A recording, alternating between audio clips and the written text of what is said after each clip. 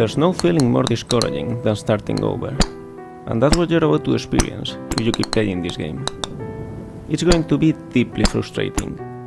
You may trade some of that frustration for disappointment if you are willing to admit that the mistake was yours and only yours, but the feeling will only get more intense the longer you play.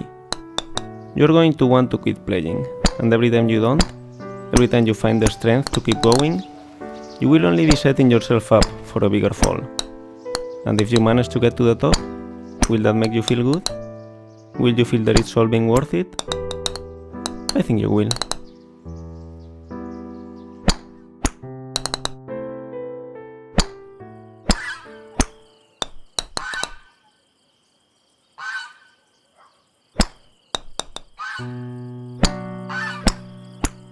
Feel free to stop playing whenever you want. Your progress will be saved automatically. Your dose of progress too.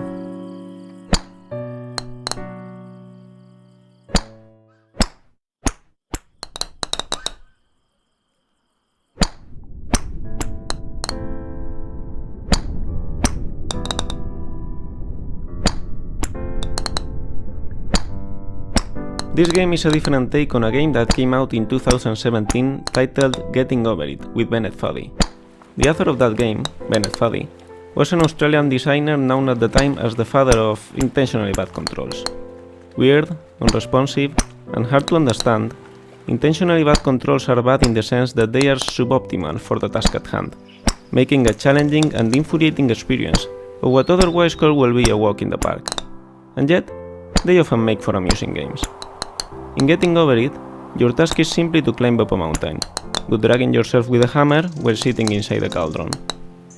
No amount of forward progress is guaranteed. Some cliffs are too sheer or too slippery, and the player is in constant danger of falling and losing everything.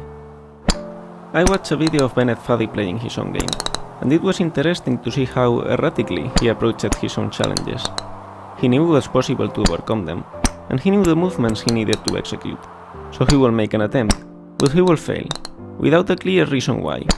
So he will try again, exactly the same movements he attempted the first time, and he will repeat this process until, eventually, it actually worked, giving the impression that the challenge was more about perseverance and luck than precision.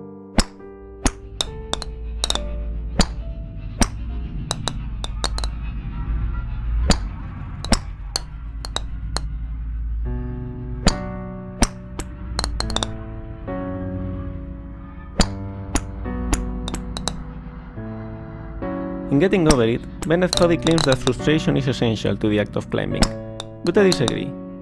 Frustration might be essential to having a real challenge, an obstacle that you are not guaranteed to be able to overcome, but the act of climbing itself can be enjoyable. Climbing in Getting Over It is not frustrating because you can easily fall down and lose all your progress, but because controlling the main character is infuriating. Of course, falling and losing all your progress is also frustrating, but the worst part is not that you have to climb it all over again, it's that you have to fight with the controls while doing so. This game is pretty much like Getting Over It. You need to climb up a wall made of pre-made assets while the game creator talks to you about the game itself. And the point of the game is built around the fact that it's a very hard challenge and you can easily lose all your progress at any time. The main difference, what makes this game more than just a clone of the original, is its controls. Not only because hitting a ball is quite different from pulling yourself with a hammer, but because it's easy and intuitive to control. You hit the ball with a certain force at a certain angle, and that's it.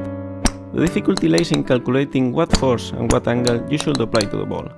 And it's not infuriating because you feel in control. If the ball doesn't land where you wanted, you know it's because you did the wrong calculations, and you feel that you can do it better if you try again. This is a game in which you can experience the challenge of climbing an enchanting mountain without infuriating controls being part of that challenge. But that's not the reason why I made this game. It's only why I thought it was worth finishing.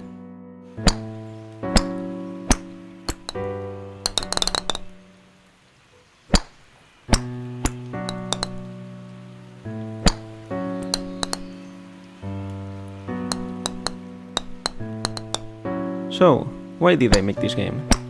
I was lying in bed, thinking of an unusual concept for a golf game. It had nothing to do with this one, except for the fact that it will be challenging and potentially frustrating. I was considering if that frustration will be similar to that of Getting Over It, and then a title just popped up in my mind. Golfing Over It, with Alba Mayo.